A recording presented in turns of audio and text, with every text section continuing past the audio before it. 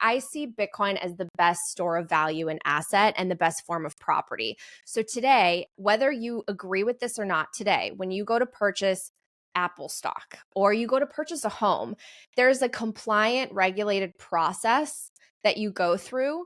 That information is seen by intermediaries, right? And people have records of it. And those vehicles have been some of the best ways to generate and to store wealth over the long run. So I think that's how I see Bitcoin more. I see it as me purchasing literally like a piece of property in cyberspace, and it's going to be in a compliant way. And I think that if you want to use it as a medium of exchange, that's where the privacy angle I think is more important. But most people that I know are literally buying Bitcoin because this is their plan to save money for the future that they will then place in their estate and their trust to will it to their children and all of that. And we don't do these processes with other assets in like a private under the table, we don't do it with cash under the table or behind the, Dominics on Euclid. Like it was in the parking garage on the second floor where there was no camera. Euclid. I'm just saying that like we do all these things in a very regulated, compliant, ethical way. And I don't think Bitcoin's going to be very different for most people.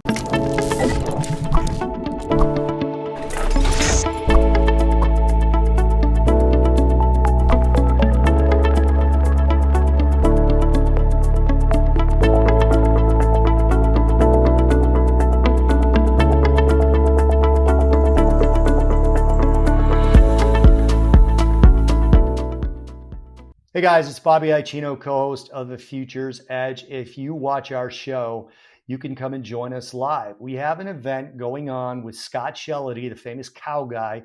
You've seen him on TV with his cow jacket on Fox, on financial networks, as well as his own show on RFD TV, which is kind of a fun network. And the panel consists of myself, Jim Iorio, Michael Lee, and Kenny Polcari. We all know Kenny Polcari very well. Great friend of mine and Jimmy's. And Michael Lee is one of the best sort of down to the bone stock analysts that you're ever going to meet. This is called The Cow Guy Invites You to Greener Pastures with the Common Sensocrats. So there will be policy. There will be politics as it applies to policy, as it applies to markets. So this thing is going to set you up for the next 12 months of investing. We've got a presentation, we've got drinks, we've got fraternization time, and we've got dinner. So check out the link, come to the show. You're going to enjoy it. Nashville, June 13th.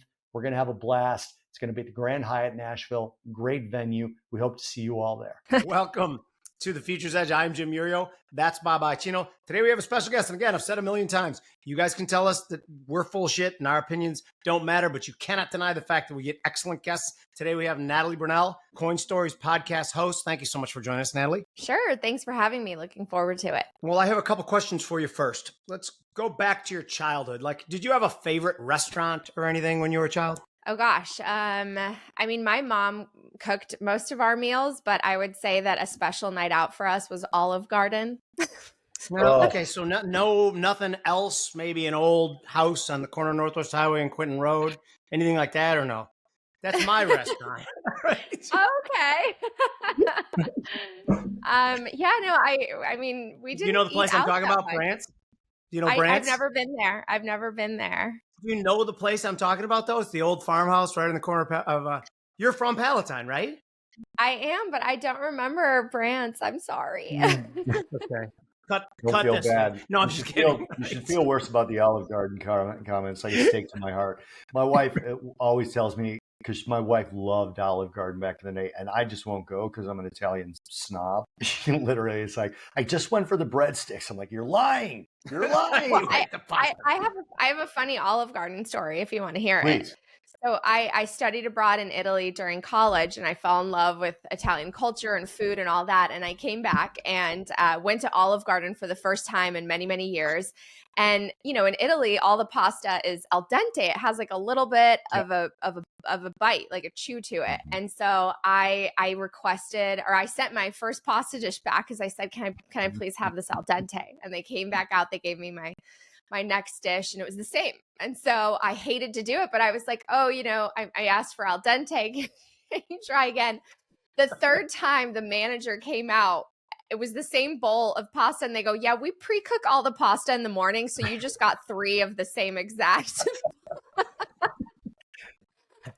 So yeah, we people don't never even got do my that upset. here. don't We ever don't really go do to that. Olive Garden. And it's not, and if you don't, it's not an Italian restaurant. It's an Italian themed restaurant. There is a massive difference. Yeah. Just like Maggiano's. Maggiano's is a good Italian themed restaurant, but it's still not, it's like Italian land. It's not some mom and pop cooking in the back. So, but anyway. It's funny. Can So I you left. go off on a food rant real quick, Jimmy? Sure, go.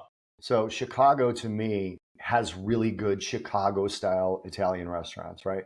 So being a child of immigrants, people would come and say, okay, what's your favorite Italian restaurant in Chicago? And my answer was always the same. Tell me what you're asking me. Are you saying authentic Italian restaurant? Are you saying Chicago style Italian restaurant? Because Chicago style is a lot of cheese and massive portions, right? Just these big oval dishes that are like this big, just filled, right? A lot of cheese on it. Are you talking about a regional Italian place, or are you talking about a date night place? It was like 4 different places, depending on who was asking and why they were asking. So you have been gone from our little town. You went to Fremd, right? I So did. I went to Palatine. Yeah. Okay. Right. So my daughters went to Fremd, but they are. We probably missed each other in high school by maybe a couple, 2-3 years. Maybe. But maybe. Now, where do you live now? Where are you coming to us from? I live in St. Louis.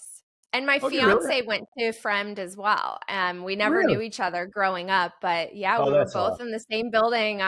We spent our childhoods in the same schools, and we never met until Bitcoin brought us together. So That's awesome. amazing. That's really Yeah. cool. Yeah, I love it. St. Louis, how do you like St. Louis? I really like it. I mean, I wanted to get out of the big city lifestyle. I was living in Los Angeles for a while, and I wanted to move somewhere a little bit more, more approachable, more quaint. And I wanted to also be closer to family. So St. Louis is like a 4.5-hour drive away from my family in the suburbs of Chicago. So it was kind of like a nice compromise, and I love it here. I'm still getting used to the winters again because I sort of left the Midwest hoping I would never return to the winters, but at least they're more mild than Chicago. Yes. Can I ask you a question before we're going to get to markets and we're going to get to Bitcoin, obviously, but I lived in Los Angeles and Pacific Palisades for about 4.5 years, and I just could not acclimate.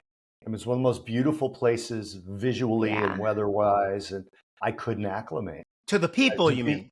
To the people, yeah. I would call up friends from Chicago, and they'd be like, look, if I can get about 10 of you out here in the houses right around me, like just here, then I'll stay. And I just couldn't get acclimated. Did you like it and you just were tired of sort of the crowds and the traffic and all that, or it just wasn't for you? Well, I mean, I think that it's really important to have a sense of community wherever you live. And I was fortunate in the sense that I went to college out there. So I built up a little bit of a community, and several of my friends stayed in town. And then I ventured off for several years to pursue my news career. So I left LA and then sort of made my way back. And in the time that I had been gone, LA changed a lot, and it was no longer the city I really remembered and was nostalgic for.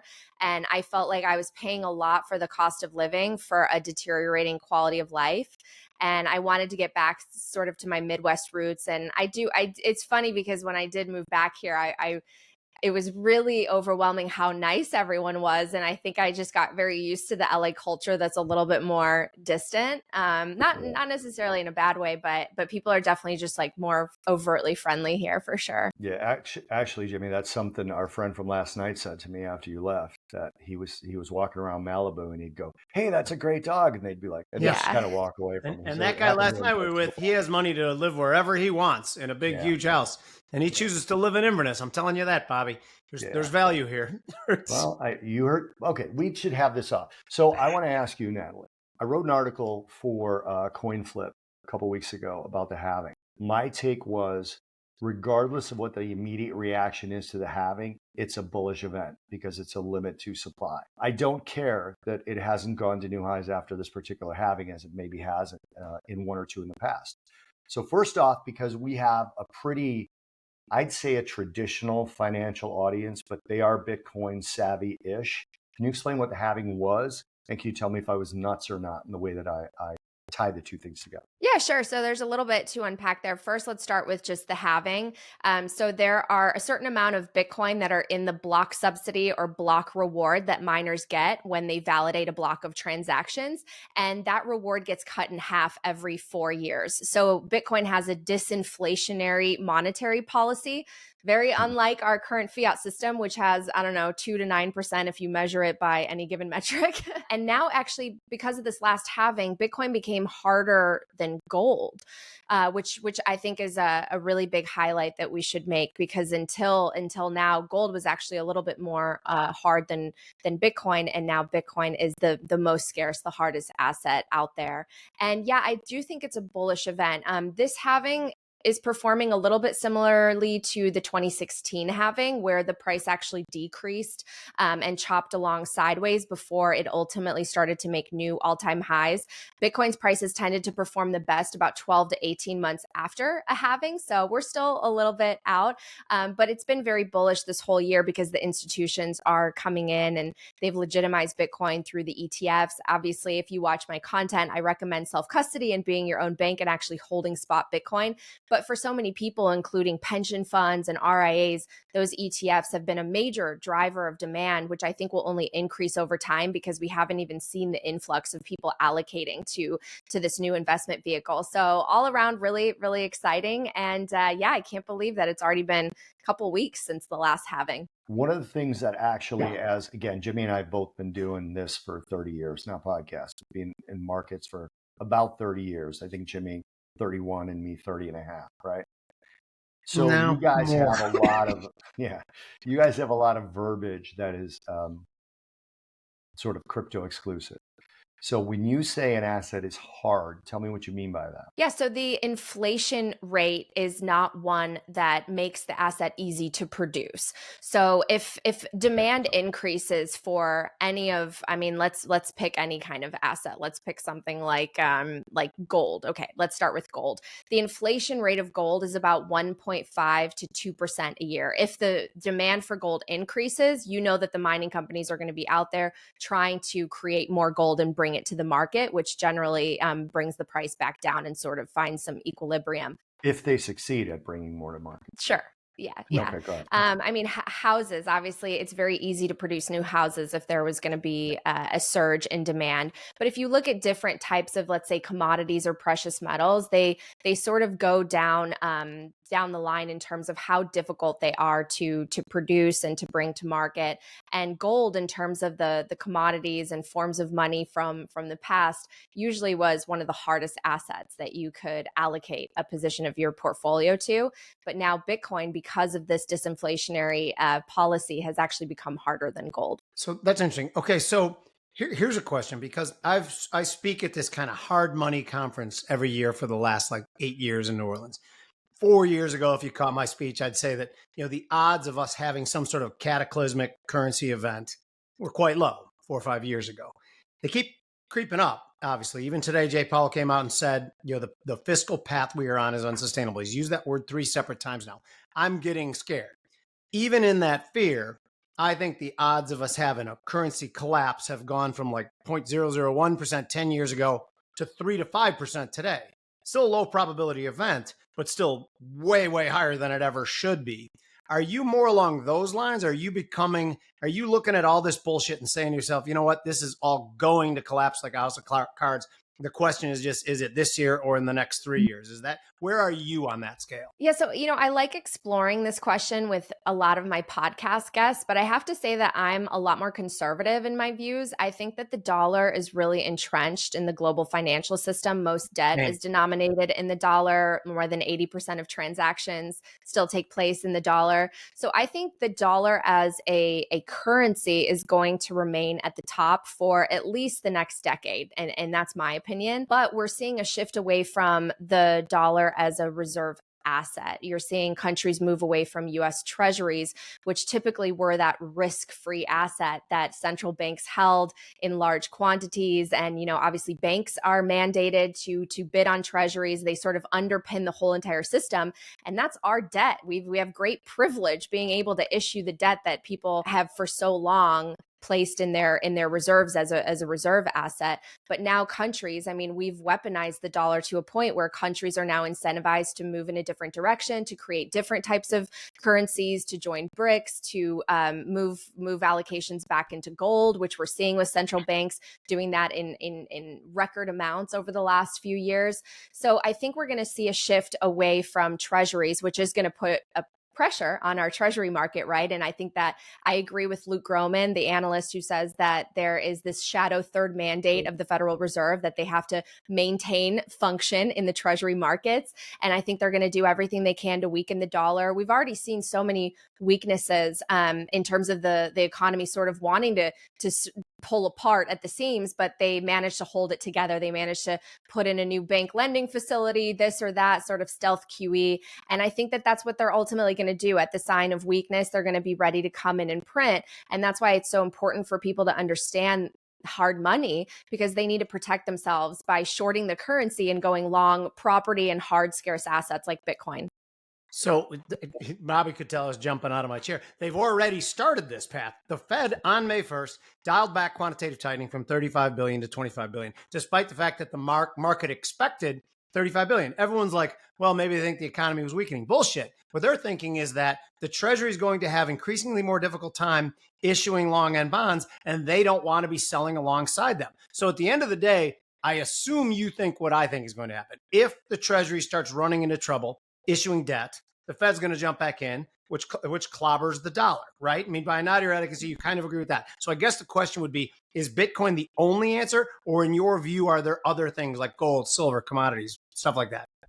Well, I think that hard monies in general, precious metals will perform well, but I think that Bitcoin will be the fastest horse in the race, because I think that although gold, for example, has some of the best properties that a money could have, I think Bitcoin outshines it in many ways and improves upon some of the qualities and is a better version of gold as far as store of values go. So I think that Bitcoin will do extraordinarily well, and that's where I'm going to put my money because of my conviction. But I do think that over the next decade, gold will also be a great runner-up. So can we go into that a little bit? Because this is something like, I own both. Okay, I own Bitcoin and I own gold, right? And Bitcoin to me is like, a bunch of years back, I considered myself agnostic religiously, right? And people would say, why agnostic? It's either yes or no. I'm like, no, I don't really see evidence of God, but I'm afraid if he or she is there, they're going to be mad at me. So I believe in it, right? I came to an adult conclusion on that. That's not what this show's about. Bitcoin, I own it out of fear that you might be right, right? Now, that doesn't mean that your arguments don't make sense. It doesn't mean any of that. Some of the things that I struggle with owning it is the same things I struggle with the idea behind gold. So gold has been money for, I think one of the first times they can find on record was 700 BC, where gold was used as a coin. And it was money before that, right? But back then, the only reason it was money is because it was pretty and you could use it and it was scarce. You could use it for jewelry. You could use it, it was a useful thing that was scarce, okay? I don't know if it has that quality any longer, especially when I look 2 and 3 generations younger than me, where the sort of accumulation of stuff doesn't matter to them as much as it did to my generation, maybe the generation just below me, and that's it. Like, I got a gold watch for you, kid. I don't give a shit about that. I got an Apple Watch. So is there still value in something like gold? Because gold is valuable because people think it's valuable. I can't find any other reason it's valuable outside of small industrial use. And then I have the same question for Bitcoin. I feel like you've talked about this before. I've seen you argue with Schiff. You're way smarter than he is. So I kind of wanted to ask you that same question. Well, I'm a big fan of Schiff's perspectives on the economy, where we've gone wrong, what we need to do. It's just we happen to disagree on what the solution is as far as hard monies. But look, I mean, I think that gold is great. I just think Bitcoin is better than gold, right? So gold has the track record. It has been a store of value for thousands of years. It is durable. It is relatively portable in small amounts, small quantities. You cannot easily transport, especially globally, a large amount. It's sort of verifiable, although you need some pretty sophisticated equipment to really verify it. It should be fungible. I mean, if governments are issuing coins, you would hope that one coin is the same as the other, but governments have been guilty of coin clipping and diluting the coins with different metals. So you start to run into some questions as you go through the different properties. It is scarce, but Bitcoin is more scarce. It is harder. And so like I said before, I mean, I just think that Bitcoin improves on a lot of these qualities. So although you might have trust in gold, and many people do, and I totally understand it because of its track record and its history, and the fact that as far as assets that like a central bank would put into the vaults right now, and they're doing so in droves, gold is one of the ones that's at that level in terms of like reserve asset grade. But I think Bitcoin will ascend to that position as well as more people learn about it. And when I hear, sort of the skepticism and doubts that people like yourself maybe express, I can relate because I started that way too. But Right. that was before I put in, thousands of hours really studying it. And I think that the position that you should have in Bitcoin should reflect the amount of work that you've done really studying it. Because I don't have to ask you, and you don't have to necessarily share how many hours you've actually studied Bitcoin, but I feel so comfortable in how much I understand it that I would choose it over gold any day. And knowing that I have a longer time horizon and I'm really planning for my future, and I hope to allow myself to establish generational wealth and pass the Bitcoin on to my descendants, Bitcoin is the best shot that I have. It's the best asymmetric bet and an insurance policy on everything that's going on in our current system. And it's funny when people talk about the physical quality of gold versus Bitcoin, like you can't touch it, you can't feel it. I would argue that most people would choose investing in something like Google or Microsoft. If they could rewind time 10 to 20 decades, they would probably choose Microsoft or Google stock over owning gold because I believe they've outperformed gold. And you can't really, you can't touch the Google algorithm. I mean, you interact with it, but I interact with Bitcoin. I send it. I go on my keyboard and I interact with the Bitcoin network and I send it. Like you can't touch the algorithms and you can't touch, the reels that you're watching on your Instagram page. We live in a world where we're interacting with things that are digital. And so gold was great for the analog environment that we were in for a very long time, but Bitcoin sets up a hard money for the digital economy of the future. So this is a very good example of when Jim opens the show and says the two of us are idiots, but our guests are great.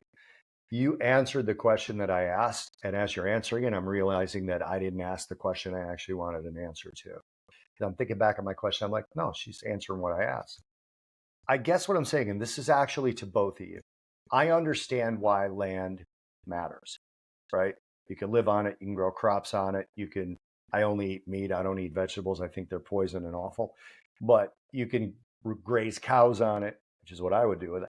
I don't understand why gold ever became valuable 5,000 years ago or why it is today. I don't. And then I turn to Bitcoin and I actually see more value in that. So you asked a question about hours, 35.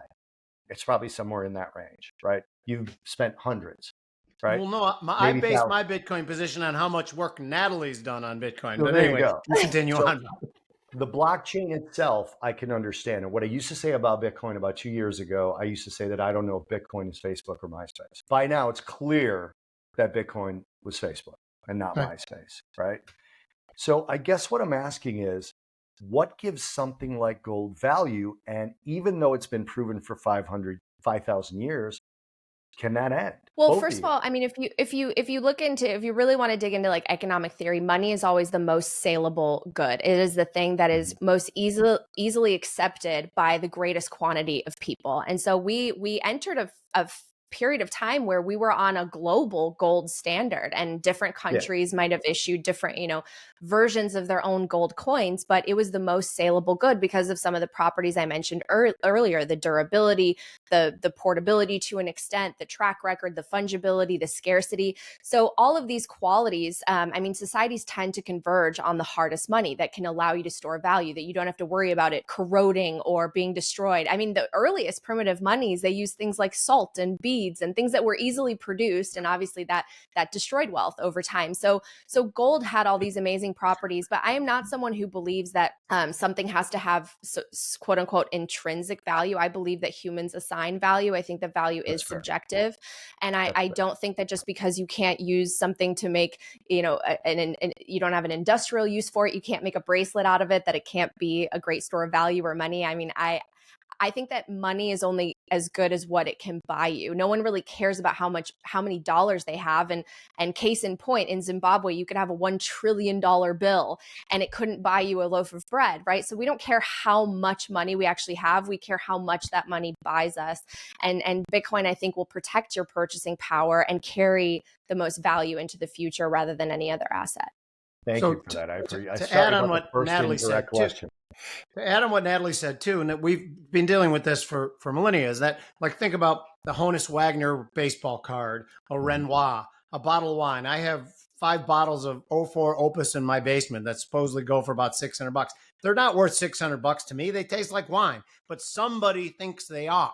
And if we are willing to trade in those goods and store value in those goods, and the same thing with tulips and Beanie Babies and all the things. It is just, and I guess gold Jimmy, has had the longest track record of being the accepted, agreed upon transfer. And that's why I have gold as well. Were you about to say something, Bob? Yeah, I was about to ask you. So basically what you guys are saying is don't worry about that because it isn't the case right now. That's kind of what I'm hearing, because Beanie Babies is a great example. Natalie, we're talking about that was a bubble bust that lasted 3 years. Gold has lasted 5,000 years, as you said. You become a millionaire on Beanie Babies, and now you can't. And it's probably that event somewhere in my subconscious, because I had a lot of Beanie Babies, where I'm like, damn, I missed out on the sale of that. Anyway, go ahead. I'm sorry. No, that's all I'm saying. Natalie, back to you. You mentioned Peter Schiff, and just a little aside. Peter and I have gone back and forth for a lot of times. I agree with like 80, 90% of what he says. What I never agree with is his absolute. You know what I mean? He was unyielding in that he's called, 25 out of the last 3 major recessions. He's always on the same page. That's fine. And one time too. And now, Peter, if you're watching, the one time we were arguing in New Orleans, and I said, Hugh said fiat currency is backed by nothing. And said, that's bullshit. It's backed by aircraft carriers and nuclear bombs. And he said, what, we're going to bomb someone because they won't accept our dollar? And I was like, absolutely, we're going to bomb someone if they don't accept our dollar. We've done it before in the past. Yes, we enforce our currency. I read an article today because, we know BlackRock, who are our Lord and Saviors, and we all work for them, whether we know it or not, got into to cryptocurrency over the last year and a half. And I think that was one of the huge tailwinds. I read an article about even more institutional adoption and broadening, even globally. Can you elaborate on what you're seeing? Like, there's been no stop in that, right? Well, like I said, the ETFs have really legitimized Bitcoin, and they're bringing in more of the traditional investors because it is such a familiar vehicle. It's been approved and gotten the red light from the SEC. But what we've seen in terms of the purchasing activity with these ETFs so far, it's mostly been driven by retail demand. So although now it does open up the door for pension funds and for major corporations to put some Bitcoin on the balance sheet via these ETFs, we just haven't seen that yet. Now, we're seeing signs of it slowly. I believe actually today, the Wisconsin pension fund came out saying they allocated about $100 million to the BlackRock ETF. But one of the reasons why the institutional side is a little bit slower is because a lot of these companies and organizations, they have like charters and regulations where they have to wait a certain period of time. Like when a new ETF launches, for example, they can't allocate it to it immediately. They have to wait a little bit of time. So I think that the surge in demand for these from the institutional side is going to come over the next, 6 to 12 months. Also, as of, I believe, December or January next year, the FASB rule change is going to kick in to being actually, you could put Bitcoin on the balance sheet without having to mark it only when it goes down in value. You can mark to market. And I think that that's going to be really critical as well, because it's been sort of prohibitive for companies to allocate Bitcoin to their treasuries. When the price goes down, they have to mark it. And then when it goes up, they can't. And so they have to present potentially, a number that's not as good on the balance sheet. So I think that will also encourage more companies to move into Bitcoin. But I do think that there's just still like a massive educational gap. There are so many people who know a little bit about Bitcoin and feel a little bit more comfortable, especially because of the regulatory clarity, but they're just not ready, especially not to allocate a significant portion of their portfolio. And I think that that's just going to change with more time and education and more people coming out of the woodwork, big companies saying, I believe in Bitcoin and I'm putting my money where my mouth is. So I think I know that what your answer is going to be to this. When you look at the Bitcoin ETF, the former Bitcoin ETF that just tracked price, the futures, Do you view those as just trading, speculative, hedging instruments? And the real magic is when you have custody of your own Bitcoin, correct? I mean, yes, I was never a big fan of the futures ETFs, at least spot Bitcoin, it tracks the underlying price and you have some transparency in terms of how much Bitcoin the organization is actually holding at any time.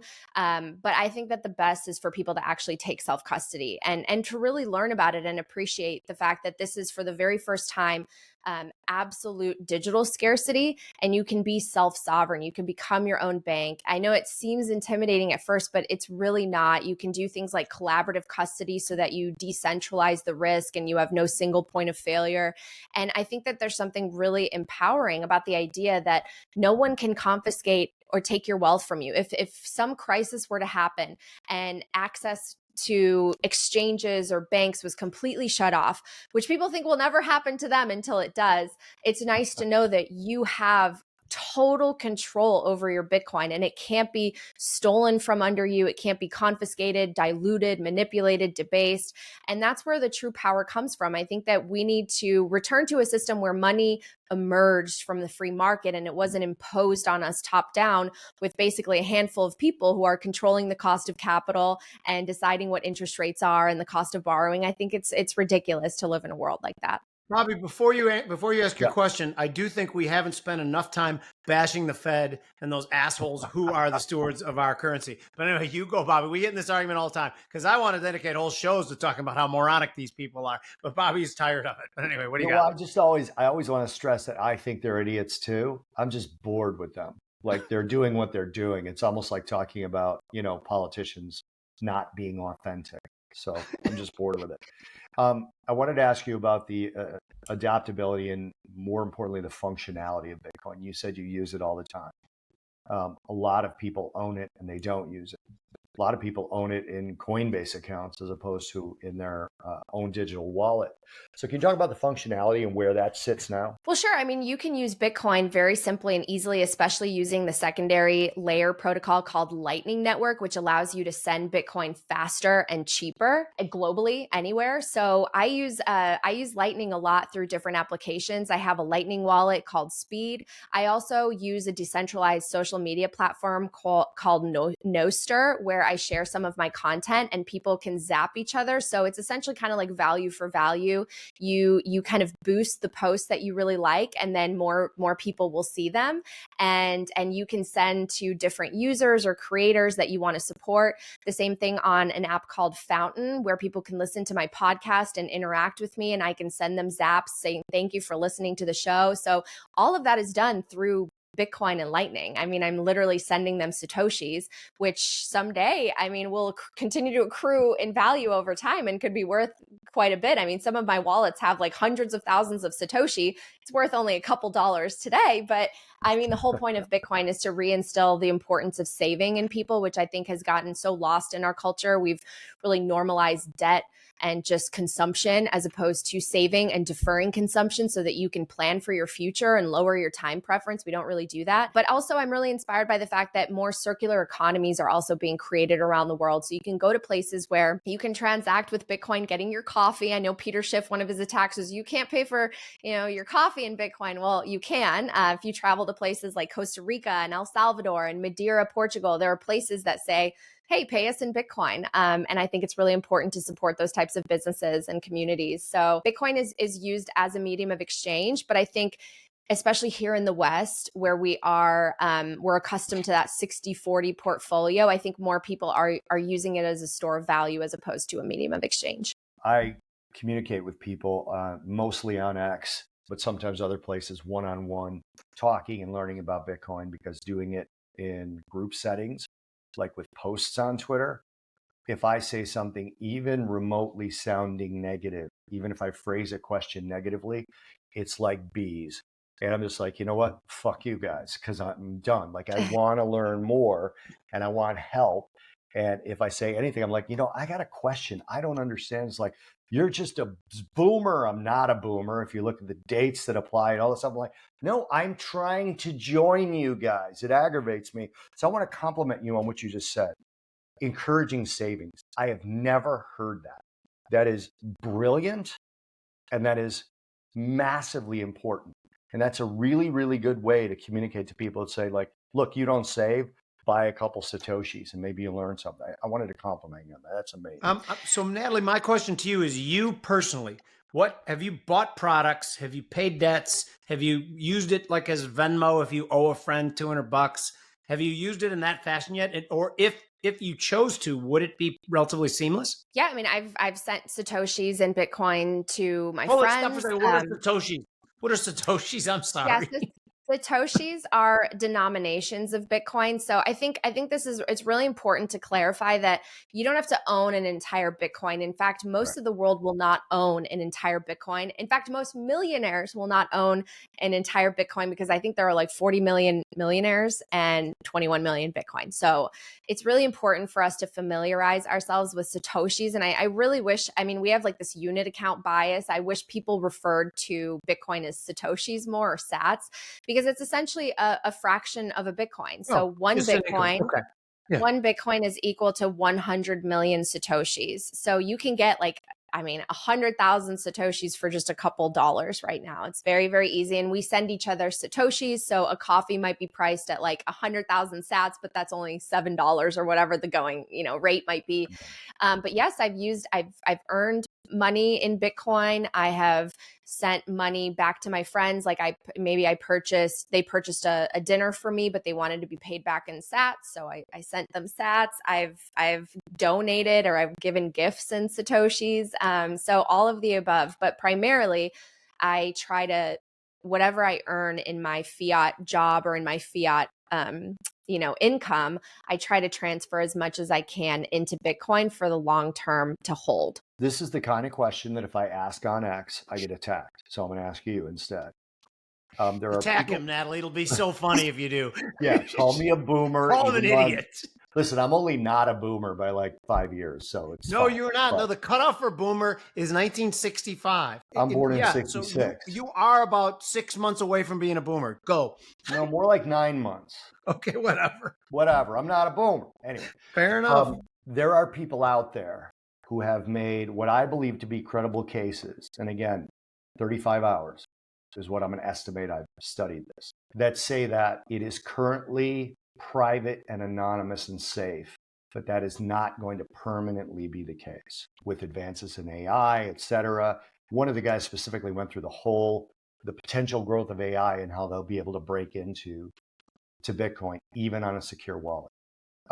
I think I know where you stand on that, but can you talk about that a little bit? Sure. I mean, I have a couple of answers, and I do think people that are more of like the cryptographic experts could probably be more articulate, but I'll share with you my takes based on my research. And first of all, I also want to say, I apologize that you've gotten that kind of type of reaction from our community, because, I do think that what's interesting about Bitcoiners is they're really about proof of work. I mean, it's central to the Bitcoin technology, like proof of work and this consensus mechanism, and having to actually work and not just be able to print money out of thin air. But they really expect that of the community members to do their homework, but they don't always express it in the most welcoming way. So not everyone, but so I apologize on behalf of them, because I think that it's really important for us to help educate people and make it really approachable and friendly. But going back to your other question, no, I'm not. First of all, I'm not concerned that SHA-256 will be hacked. I've heard even interviews with Elon Musk, who I think is pretty well versed in AI and helped create open AI, that the algorithm cannot be hacked even by the most sophisticated computing. If that were to be the case, what's really great is there would be a strong incentive to protect the Bitcoin network, to fork it in order to make the algorithm even more complicated and keep the Bitcoin blockchain going. So, I mean, that would be, I think, like a worst case scenario that I don't anticipate. But I actually think that AI and Bitcoin will be sort of working in synchrony together, in harmony, because there needs to be money for AI. There need to be micropayments. And I think that a lot of the jobs will be conducted through paying AI, and they need a form of money that is trustable, that is verifiable, immutable. And I think Bitcoin, especially because of the fact that you can denominate it in such small fractions, I think it's natural for micropayments, for artificial intelligence. Again, I'm not the expert on AI, but That's so fair. far everything I've read has indicated that that would be the case. And I think that people, people who are newer to Bitcoin, they just don't realize how strong the network is at its core technically, and how the incentive structure really makes it so that this thing is impervious to hacking and corruption. It will be spotted. There is so much encrypted energy now that is actually backing the network, because people say, oh, Bitcoin's not backed by anything. I would argue it's backed by the most powerful computing network and an amount of energy that no nation state or corporation would be able to harness to try to attack Bitcoin for maybe just a 10-minute block before we, kicked them out and kept going. So I just think at this point, it is really nation state and hacking resistant. I think it's an incredible tool. I think that every nation will adopt it. I think that every nation needs incorruptible software like this. There's never been anything like it. So I think it's really incredible what Bitcoin sets up in terms of opportunities as we move to these new technologies. And I think that it's really important also to use Bitcoin for its cryptographic security in terms of being able to verify materials. And when we live in a world of AI, what is true and what is not? Well, if you cryptographically sign things, I think that's one way that you also utilize Bitcoin as a truth network to be able to say, oh, this is a legitimate document, video, anything. Yeah. And companies are working to make these types of applications possible using Bitcoin. So I have a lot of hope and inspiration when it comes to that as well. I would have given you the tallest stack of Satoshis if after Bob asked the question, you said, Bob, that's because you're an ignorant dumbass, and just attacked him like those people on Twitter do. It could have been precious. But okay, let's go to things like Solana, things like Ethereum, which I have positions in those, and I know even less about them than I do about Bitcoin. Do you look at any other coin and think, oh, that's interesting, that network is cool? Any positive characteristic? When I first started, I was very confused. I sort of lumped everything together in one category. I didn't know that Bitcoin was so different and special. But now, over the many years, I've divested of any other tokens that I may have started with, because I see Bitcoin as the only truly decentralized, scarce asset, and the one that has the properties that could make it global money. Every other blockchain makes trade-offs. And Satoshi Nakamoto was really brilliant in how he or she created Bitcoin at its core, because in this type of technology, there's something called the blockchain trilemma. And I don't want to get too far into the weeds, especially for people that aren't technical, but the three most important qualities that you try to look for are decentralization, security, and then scalability. Well, Bitcoin was optimized for decentralization and security, because it's really hard to have all three. It's kind of like a pick two, because you can't have all three very easily with blockchain. However, in layers, like I mentioned, Lightning Network, it does scale. So you scale through layers. You don't want to clump up the base layer and clog up the base layer. And the base layer is a specific speed, if you will. It's a certain type of block size for a reason. It's so that it remains decentralized.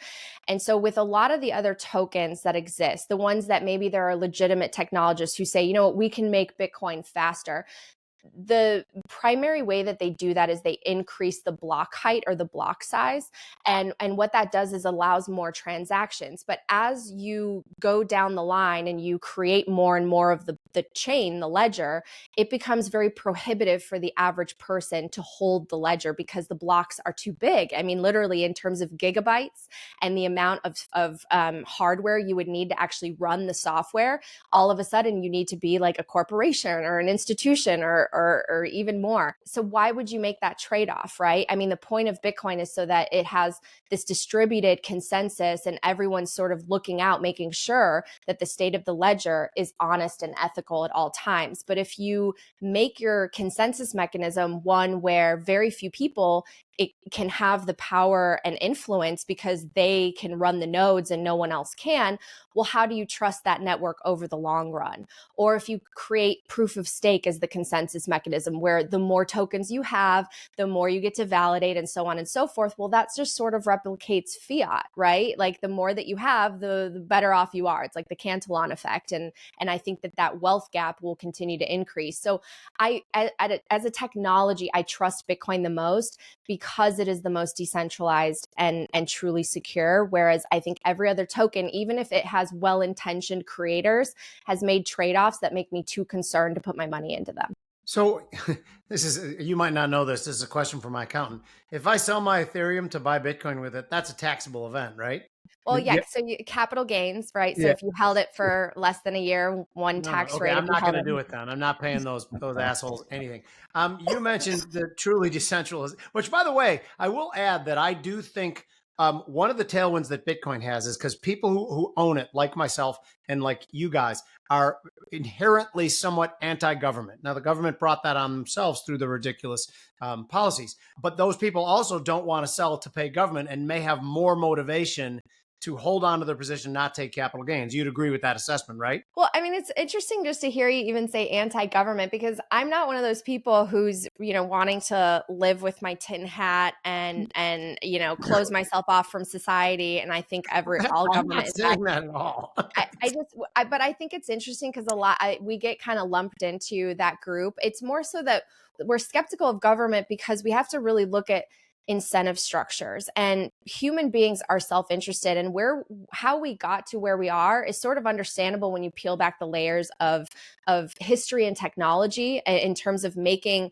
gold go faster. We papered over it to an extent that now our banks just have a bunch of IOUs. They don't even have any reserves in them. And so I think that you really have to look at incentives. And Bitcoin has, I think, the most pure ethical incentive structure in place, whereas our current system is so flawed at its core. And it's not that government or any specific actor is bad. I mean, of course, there are bad actors everywhere. There are going to be bad people who use Bitcoin, but it's like, how do you set up the system so that people can exploit that, so that no one has a special advantage, so that no one can influence it or change it to their benefit?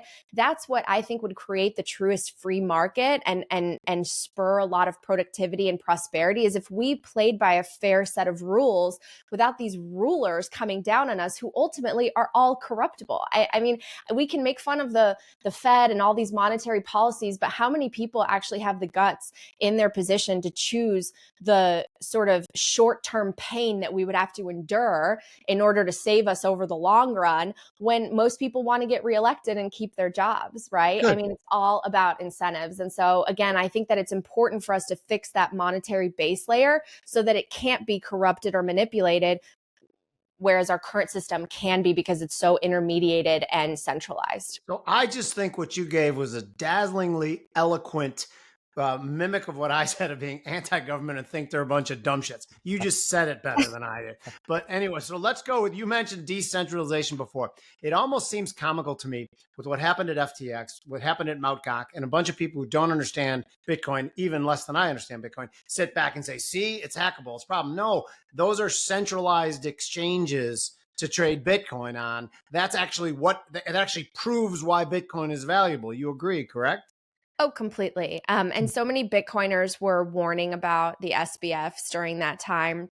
I mean, when you have a company that is offshore, operating in a very opaque way and issuing its own whatever native token, I mean, What could go wrong? that's a red flag for sure. And he was offering, I mean, crazy amounts of leverage with trading.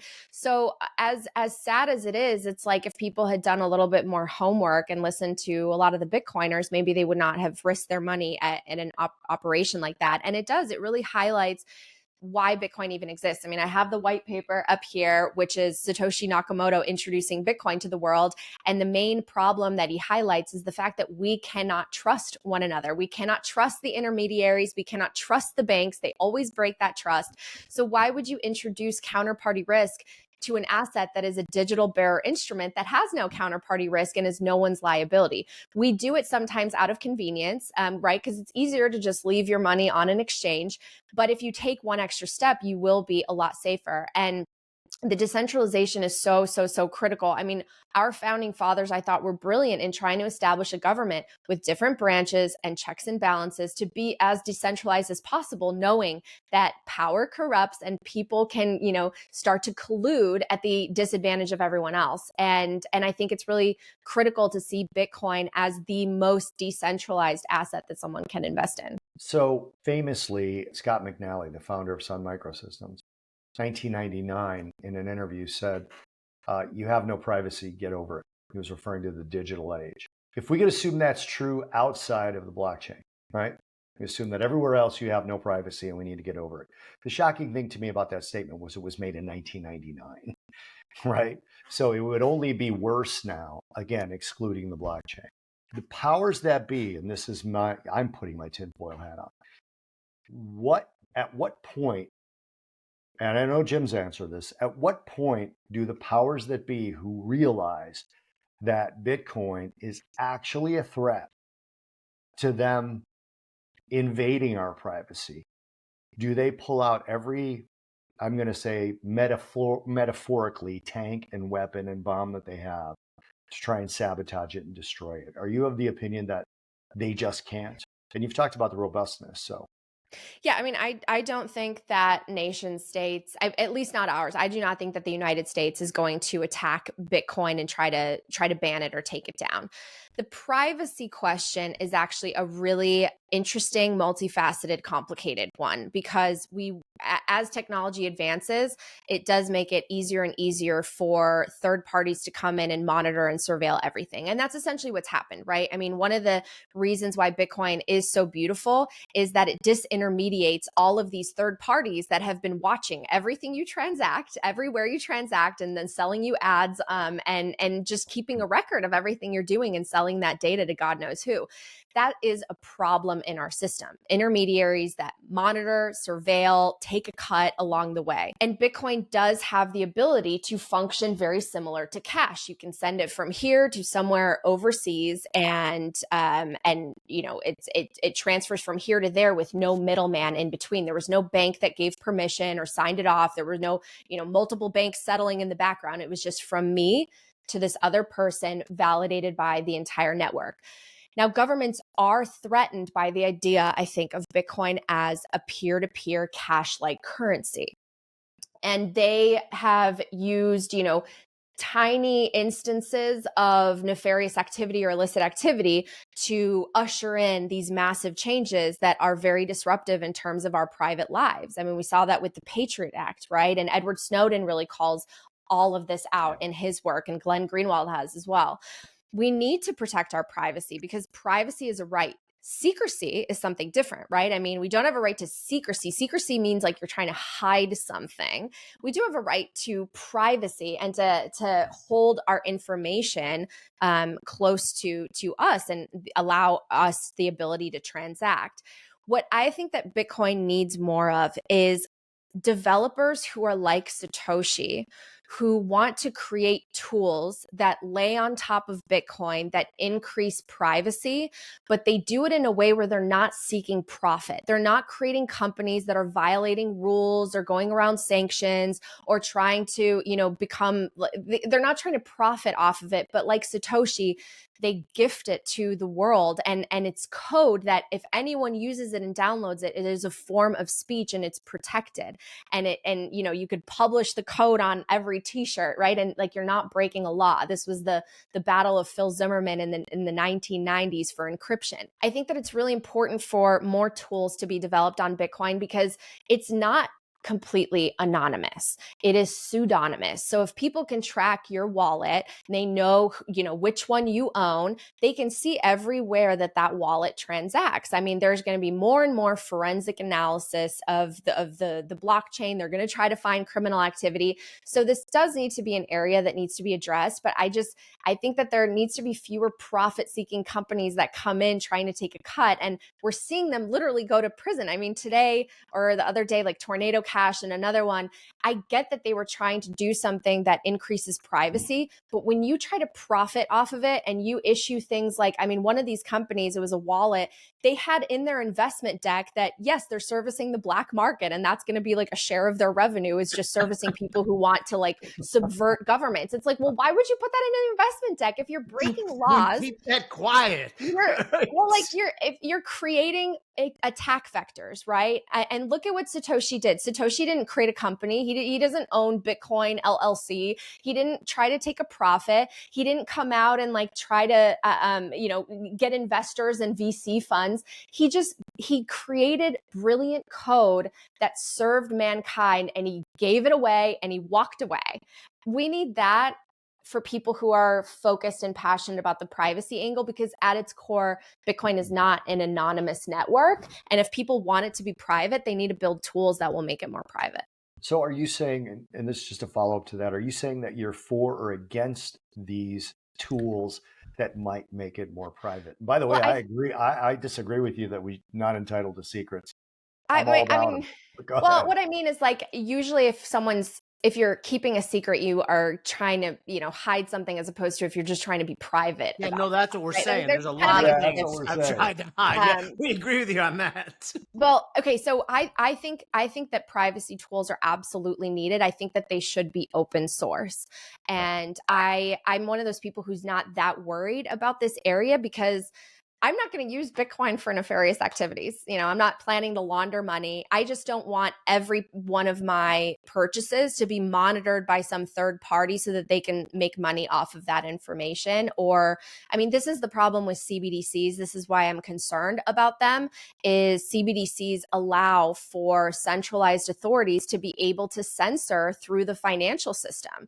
They can, in a dystopian world, and I hope we don't see this, but they could literally turn off your bank account, or they could say this money expires by a certain date because you have to use it to stimulate the economy, or, oh, you know what, you purchased too many plane tickets and you have contributed to the emissions, you can't buy another plane ticket, you can't buy this, you can't buy that, you should buy this, or you should, like, that obstructs our freedom as individuals, and I am against that. But as far as making Bitcoin more private, absolutely. I just hope that those tools are ethical and open source. I just want to explain real quick, Jimmy, why I'm for secrets as well as privacy. Well, my life and history, legislation that's gone, like, for example, in Canada last week, there was some hate speech legislation that would actually go into effect and be retroactive. And I thought to myself, that is completely insane. And it stands to reason in my mind that they could do that with transactive legislation as well. Like, I bought this and now this is illegal. I bought it 3 months ago, but we're doing it retroactive. You know how much money I've gambled illegally? You know how much money I've spent on drugs illegally? Too, Jimmy, like in New York, they banned like the big gulps for a while. They said you could only buy a 12-ounce drink. You couldn't buy a 27-ounce drink. Yeah. Right. And just like legislating behavior where I would like to be able to take, this and go get the 27-ounce drink that I want. And I want to be able to do it with Bitcoin too, if that's my currency. And so I just want to explain why I say that. Jim and I joke a lot about, under the table dealings back in the trading floor and all that stuff. Yeah. We are joking until the statute. We're joking, people. We're trying to act like big shots. But I've never dealt with the mafia. That's all I had, Jimmy. It's all yours. No, I want to say one last thing. I totally, again, like, I agree that this is a concern that needs to be addressed. And I don't like the idea of intermediaries monitoring every transaction. Yeah. I just hope that people, I see Bitcoin as the best store of value and asset and the best form of property. So today, whether you agree with this or not, today, when you go to purchase Apple stock or you go to purchase a home, there's a compliant, regulated process that you go through. That information is seen by intermediaries, right? And people have records of it. And those vehicles have been some of the best ways to create to generate and to store wealth over the long run. So I think that's how I see Bitcoin more. I see it as me purchasing literally like a piece of property in cyberspace, and it's going to be in a compliant way. And I think that if you want to use it as a medium of exchange, that's where the privacy angle I think is more important. But most people that I know are literally buying Bitcoin because this is their plan to save money for the future that they will then place in their estate and their trust to will it to their children and all of that. And we don't do these processes with other assets in like a private under the table, we don't do it with cash under the table or behind the, Dominics on Euclid. Like it was in the parking garage on the second floor where there was no camera. Euclid. I'm just saying that like we do all these things in a very regulated, compliant, ethical way. And I don't think Bitcoin's going to be very different for most people. Let's wrap it and send you here. Tell the people where they can find you, Natalie. Sure. So my show is called Coin Stories. You can find it on every platform, YouTube, X, every audio platform. I have a free newsletter each week at nataliebrunell.substack.com. And reach out if you have any questions or comments. Thank you. And to you guys watching, we say this every time. We're going to say it again. Thank you so much. You know what Bobby and I's mission was. We spent about 20 years in mainstream media. We spent longer than that on trading floors. We found out in mainstream media, there is ridiculous pressure to go with one story. It happened again today, by the way. How many calls did Bobby and I get from different news stations saying, hey, can you go out and talk about meme stocks? I don't want to go on and talk about meme stocks. I don't know shit about meme stocks. But anyway, we are trying to create a platform where even if you disagree with someone's opinion, you at least know that it's their honest opinion and is not being clouded by sponsorship money. So thanks you guys for joining us. Please recommend us to your friends. DM us if you have questions. Retweet when we put it out on Twitter. You two are the only people I know who call it X, and I appreciate that. But that's I can't get around to that yet. But thank you so much, Natalie. Thanks so much for having me. Thank you, Natalie.